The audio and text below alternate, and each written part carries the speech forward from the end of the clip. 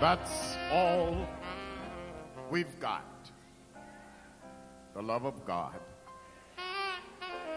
It was just mediated through the creative artistry of Joe Westmoreland, Charles May, Carol Dennis. Give them a hand. Thank you, Lord.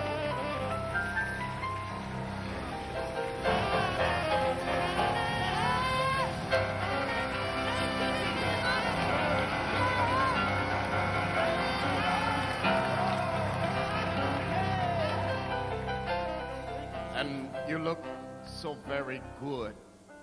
You look so good. Some of us men are upstairs. The vast majority are downstairs. We're talking on the theme, brothers. Aren't you getting a little old for this?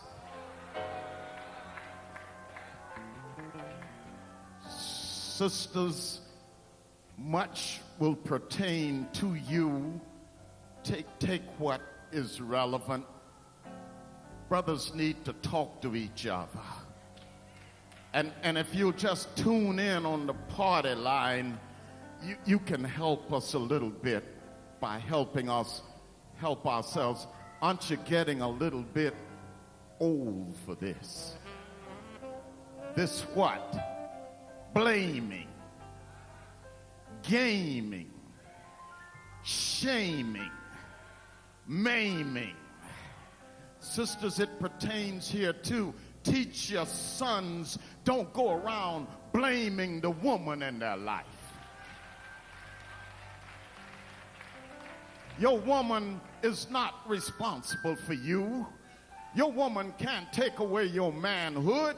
If you had any manhood to begin with, she can't take it away. Don't go through life looking for somebody to blame. You and God are the captain of your ship. And if your ship ain't going nowhere, don't blame God. Don't blame the crew. It's your ship. Cut out the blaming. You're getting a little old for this blaming, gaming. Daughters, you got good intelligence. Daughter, when somebody comes up to you, hey, mama, he's telling you something right there. What's he looking for?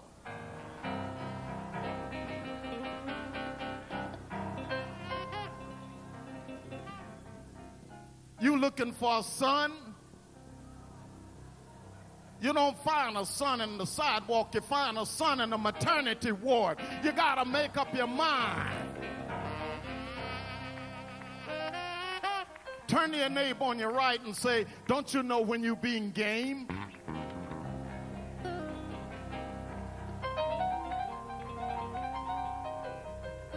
Now turn right back to the same person and ask them, then why do you play games? Aren't you getting a little old for this?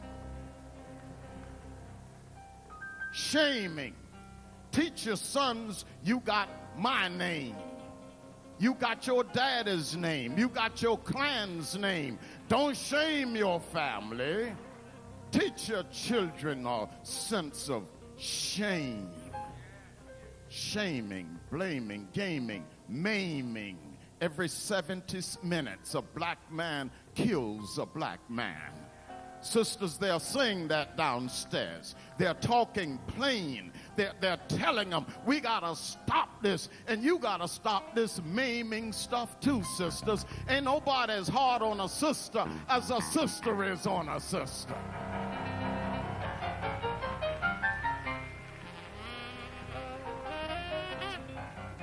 Ain't no need of you fighting her over him. If you get him in 6 months, he's going back to her.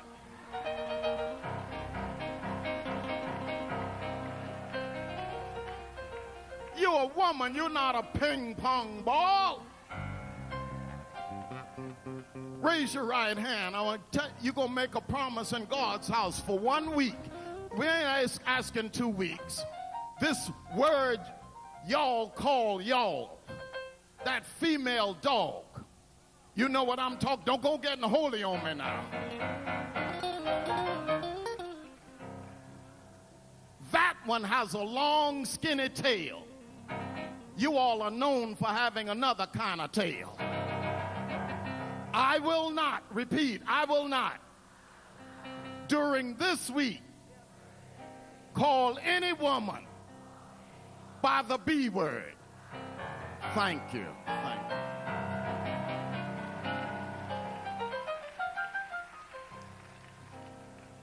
You getting a little bit old for this foolishness? Not blaming, but aiming. That's our goal. Aiming at wisdom. We get our wisdom teeth at an age. They call them wisdom teeth because by that age, we old enough to know better. But we got word for you. It ain't the teeth. It ain't the tongue how old you are. It's the trust. It's whether you trust in God to give you some wisdom. Wisdom don't come with your teeth. Wisdom don't come at age 40. You got some 50-year-old fools and some 5-year-old geniuses.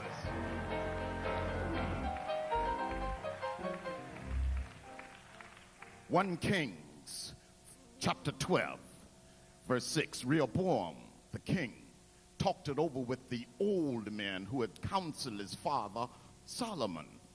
What do you think I should do? He asked them. And they replied, if you give them, the people, a pleasant reply, and then agree to be good to them and serve them well, you can be their king forever. Listen to foolishness. But Rehoboam refused the old men's counsel and called in the young men with whom he had grown up. Our subject, never too wise for God to teach you.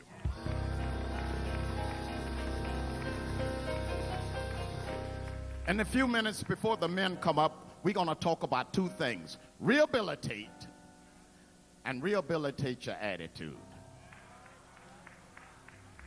Rehabilitate just means take what you have and work with it. You will not have what is given you. You are not what is given. You are what you are. Don't go around here crying about this man in your life. That came to you from the outside. You are what's on the inside. Don't go around talking about how bad your job is or how bad your economics are. You are not what happens to you. You are what happens within you. That's why they sing that song, have you that something within?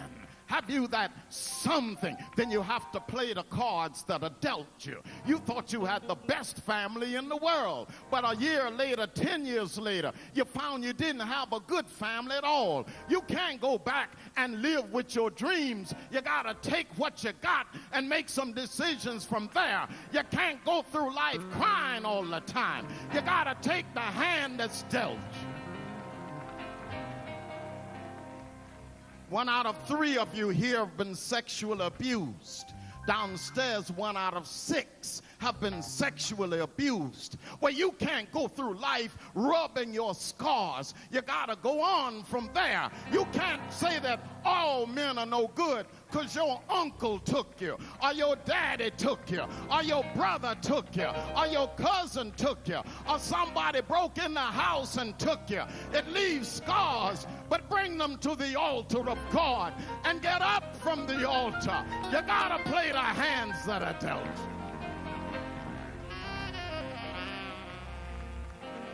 You got to play the cards that are dealt you. And every hand isn't a dead man's hand. You got to stop acting as if life is bad. Come on and put some joy in life. Every hand is not a dead man's hand. And every card, every deck has a joker in it. But don't you be the joker. When God tells you that ain't good for you, walk away from it. When God tells you to go right, don't go to the left.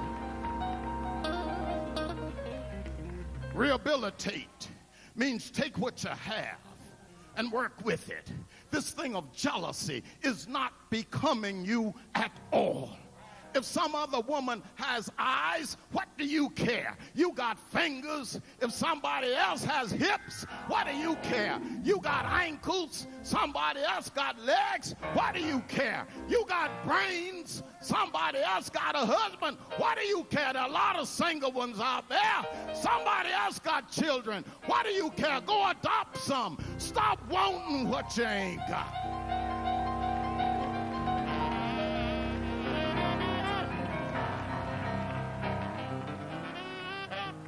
You have to take the hand that's been dealt you. Jesus took what he had to work with. Jesus took out on the water in a borrowed boat. Jesus fed 5,000 with a borrowed schoolboy's lunch. Jesus ate the Last Supper in a borrowed chamber. Jesus was buried in a borrowed tomb. Jesus rode into Jerusalem on a borrowed ass. But Jesus didn't have to borrow his light. He says God is light. John says the true light that's God has come into the world. Jesus was in darkness on Friday. Jesus was in darkness on Saturday. Jesus was in darkness on Saturday night. But early Sunday morning, I saw the light. I saw the light.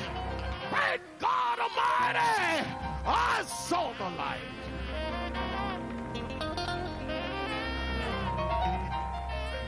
Rehabilitate. Rehabilitate. Take the darkness you're working with. Your son is not doing too well. Bring him to the church and put him in the 27 programs. The darkness is only temporary. The darkness of self-hatred is only temporary. The darkness of self-destruction is only temporary. The darkness of our men acting ignorant is only temporary. The darkness of our men getting physical with our women is only temporary. In the morning, God sends the light. But first you must say, I saw the light. I saw the light. Great God Almighty, I saw the light. This little light of mine, I'm gonna let it shine. Let it shine. Let it shine. Let it shine.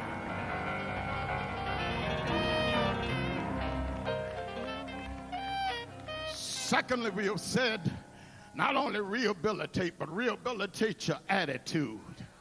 Downstairs, the men are agreeing, we're going to check out our attitude. We're going to check out these filthy names we call our women. We're going to check out this getting physical with our women when our women frustrate us or we frustrate ourselves.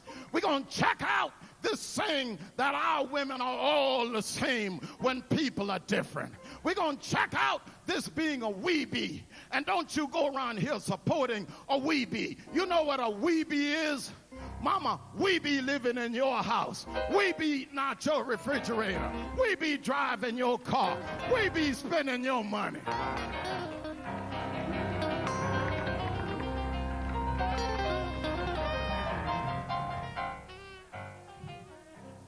Solomon needed to check out his attitude. Solomon is the third king of Israel, as Saul, as David, not as Solomon. The kingdom spread to its greatest under Solomon. The people were living like Americans are living. Every bit of luxury in the world the people had. Solomon is listed as the wisest man who ever lived. But no matter how wise you are, you never outgrow your need for God. You never get so wise that God can't teach you another lesson. Solomon needed to understand. You can't let power go to your head. You can't let power corrupt you. Lord Acton says power corrupts, and absolute power corrupts absolutely. Solomon had absolute power. Solomon put a tax on the people that was more than a third of everything they earned. The people were groaning. Solomon needed to learn you can't go too far with power. Brothers got to learn. You can't go too far with the power struggle. No woman is your servant. You don't know anything more than another woman knows. A woman knows. You got to sit down and talk it out. You can't rule by upper body strength. You can't rule by the power of economics. You ain't paying the cost to be the boss, because she working just as hard as you working.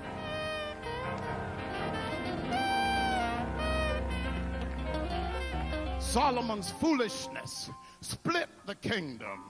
Just as chauvinistic foolishness can split the family. Ain't nobody putting up with no boss no more. You get up and hit that freeway. You come home and you hit the wash tub, or you hit the kitchen refrigerator. You got the right to be yourself. You ain't taking abuse off nobody. Solomon needed to get a hold of himself. Israel needed to get a hold of itself. Israel wanted the fringe benefits of taxes without paying the dues of taxes. Like some people want to belong to the church and don't pay no dues. You don't even understand. It takes us $60,000 a week just to keep the ship going. And you come and you giving us hamburger money. The people of Israel wanted the fringe benefits of being taxed without the taxes themselves. Just like you want to go off with who you want, even when your mama told you that you know what ain't know what. Your daddy told you that you know what ain't know you what. God told you that you know what ain't know you know what. You told yourself you know what ain't know what. But there you go, I love him.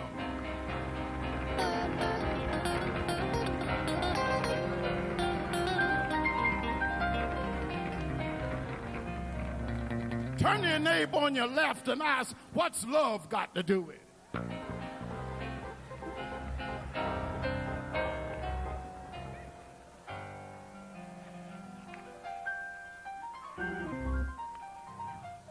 Loving the wrong thing, you're going to be waiting to exhale till your butt explodes.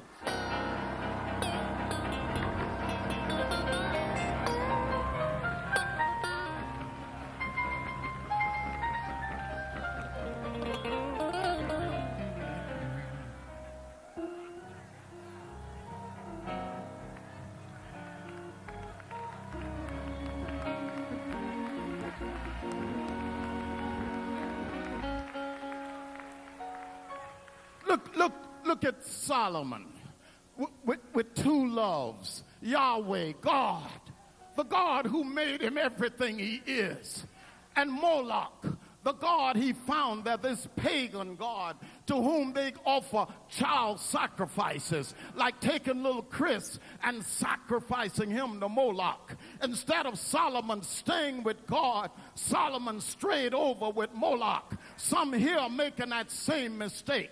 Instead of staying with the God who brought you where you are, the God you knew about in Mississippi and Alabama, you've already gone to the God of Hollywood.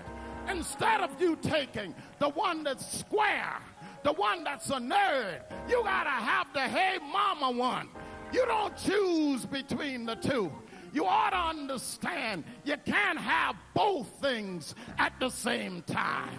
You can't have both things. You gotta tell him you can't have the living room and the bar room at the same time. You can't have the golf club and the nightclub at the same time. You can't have monogamy and polygamy at the same time.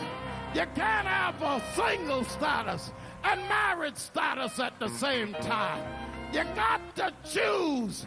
You can't have God and Moloch at the same time.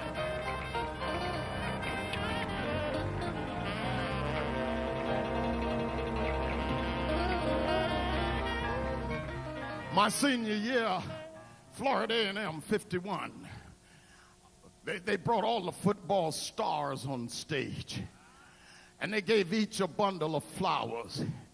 They brought their girlfriends on stage. Now you walk from here to give your girlfriend a bunch of flowers. What a beautiful moment it was. Wilbur Gary was All-American center.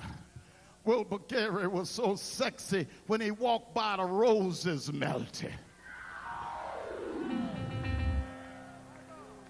Wilbur Gary had 3 girlfriends.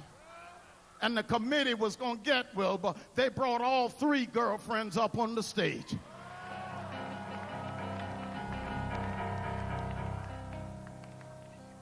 There's the dilemma. 1 bunch of flowers, 3 girlfriends. Wilbur Gary walked the stage, and the brothers were dying in the aisle. Wilbur Gary pulled out his handkerchief and wiped his brow. Wilbur Gary got on his knees and lifted up his hand. Then he got up and he took his bunch of flowers and he almost closed his eyes. He walked over to the one he loved the best and he put the flowers in her hand, and the other 2 had to walk away. That's the way it is with God. You got to put the flowers in God's hands. You got to put your life in God's hands. You got to put your future in God's hands. You got to put your tomorrow in God's hands. You cannot serve both God and Moloch.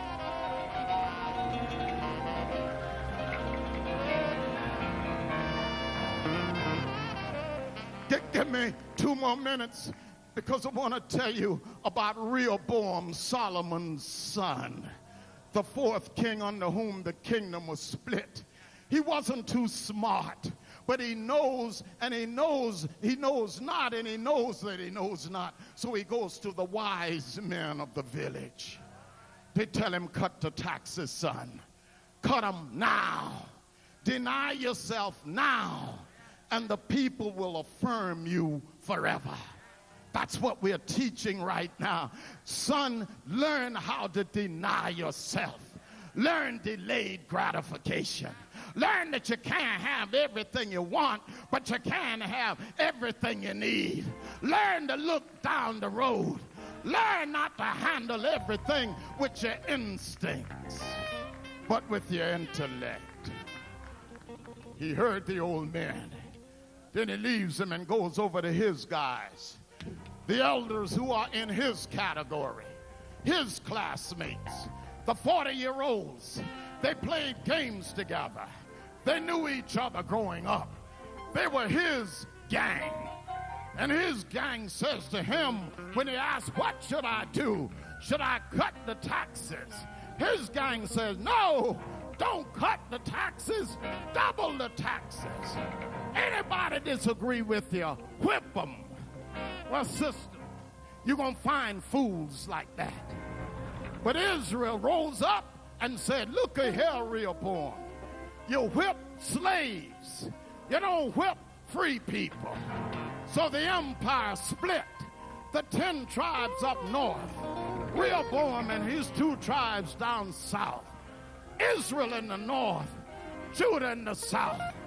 Daughters, if you got any sense, sons, if you got any sense, you don't take abuse anymore. Slaves take whips. Free people don't take whips.